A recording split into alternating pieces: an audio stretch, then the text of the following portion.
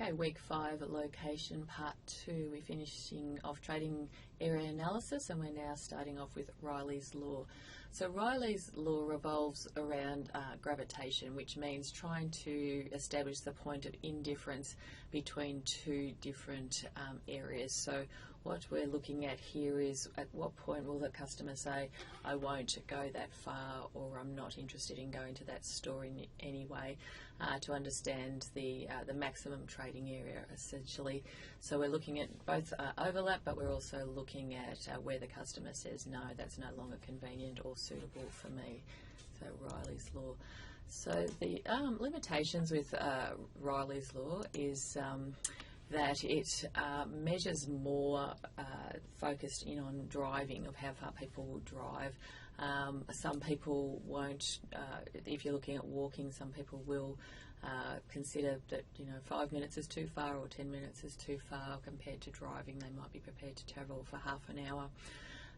So it's more about time, so in terms of what people's level of convenience is. So it may also be affected by things such as traffic jams and things like that. So the actual physical store may not be that far, but they know that it's a busy area to get to at certain times of day. So it's an interesting look at trading area analysis around at what point people won't go the distance as such versus the perception around distance between time, and also looking at things like traffic jams, walking versus driving versus public transport even as well.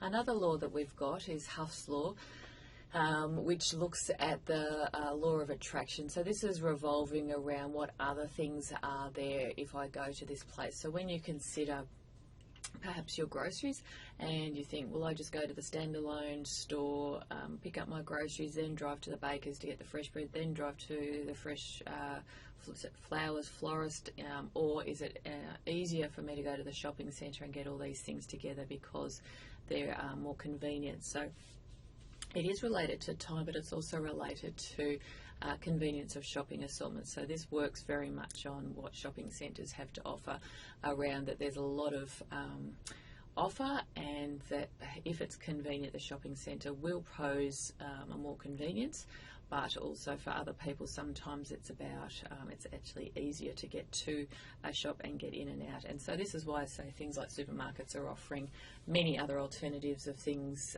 in their assortment range to add to their level of convenience. So again, related to time, but slightly different law. Some of the main things that we're looking at when we evaluate retail trading areas. So going into a little bit more detail now around the criteria. If we start off with population and the characteristics and size of population, of course for many retailers they have to consider that there's enough of a market to warrant opening a store as such for their type of goods and services. Sometimes it's quite interesting when you look at a store and you think, why would they open there? I know we've got a model train store near us and it probably lasted about 18 months. And I must admit, thinking, why would you open a store here? Even from a destination perspective, it didn't have much offer or much going for it. So is there enough people to give me enough of an income to open the store based on the type of product? Age can be quite important. So if we're looking at something like a pharmacy, they obviously service people who need a lot of health and sickness products. So retirement villages, older population obviously would use a pharmacy, but so do young mums in terms of their children getting sick, baby supplies, things like that. So age can be somewhat important, but we're also looking at things like their lifestyle as well. Is education important? Maybe, when it's related to perhaps an understanding and knowing about the type of product or services that you may sell. Things like rent versus owning homes. Sometimes if we look at, say, homeware stores, you can obviously do a lot more renovating when you own your home. But if you're selling homewares products, sometimes because you can't renovate, you might be interested in buying more things like towels and sheets and knickknacks for your home to try and make it look nice as well. So somewhat interesting depending on your category. Income, of course, totally related to the prices that we sell for our products as to whether our customer can even afford them. And we've been talking about the difference between disposable versus total income versus luxury income. So for necessities, of course, people need a certain amount of money to pay for food and clothing, general things like that. But they've also got many other expenses in their lives: school fees, mortgage repayments, just general expenses such as phone and electricity. But they may have some money left over for luxury goods as well. So that's also relatively important.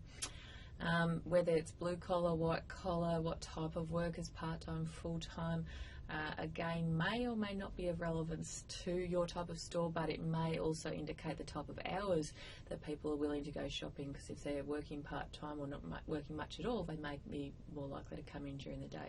So these are types of trends that we're sort of trying to make sense of as to whether our customer base is interested in our type of product. So if you look at some of the new suburbs, or you look at some of the suburbs that are changing their demographic, and you'll see the type of food places that are popping up, which is obviously also related to culture as well. That can have a lot to do with whether that store is likely to succeed or not. Another thing, of course, is the type of employees that we can get to work in our stores. So this revolves around from the store, people working in the store, but it also may be around people who are looking for a career as such. So big stores tend to have traineeships and sort of career progression ladder versus perhaps people who are specialised or have skills. So if we're looking at butchers and bakers, you know, they're very trained in retail, specific retail, for making and servicing that type of retail store. So that may be important based on demographic as well, or how far you have to go to get these staff to work in your type of store. Interestingly, from the internal perspective of actually accessing the product for your store, the costs of getting goods and how quick you can get them. If you're in a fresh food type business where you're a cafe or a restaurant, or you're selling fruit and veg, or you're selling you know, flowers, things that have a limited life and are very based on freshness, the ability to get these products from markets or suppliers, how fresh it will stay, how expensive it will be to get them delivered as well. So when you're looking at places that are in remote areas, you know, particularly in Australia, where some of them aren't even accessible by car sometimes due to weather conditions, you know, flying in stock as such for your store is quite an expensive business, which obviously relates to the price that you have to sell them for, which again may affect the customer's ability to be able to buy these products or not. So it does have an important flow-on effect.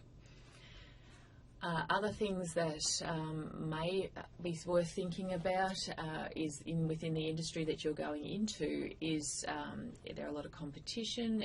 Is there a lot of growth or changing of trends in those areas? So you know, with the focus back to fresh food, people may be looking for, you know, organic products, health foods, things like that. Depending on again, your product category, it may have issues around seasonality, the ability to get the product, but also if it's affected by weather conditions. So, you know, if you're going to open an ice cream shop or something like that. And also things such as what you can offer the customer in terms of payment options based on their income. So if they're not high income earners, whether it's worth offering other payment options as well, and whether they'll pay. So you sort of see things like, you know, checks not allowed anymore, people not really paying that way. Some businesses are cash only, which, you know, these days people don't find very easy. They're not carrying much cash around, so that could have an impact as well. Competition's an interesting one. So I said before that having a lot of competition around you could be perceived as strong, or a strong thing to have, or a weakness. So certainly if a lot of stores are selling things that you're selling, that brings the customer in, because there's a lot of room for a comparison, which could be a good thing, particularly if you've got a good point of difference. However, it may mean that there's absolute saturation around. There's just too many coffee shops, or too many beauticians, too many massage places, that, you know, that another one opening is not going to be successful because the other ones that are in existence aren't even busy. So it's also looking at what your competition's doing. So paying attention to the customers, the busy times of day, those sorts of things can also give you good perspective of if this is a good location or not.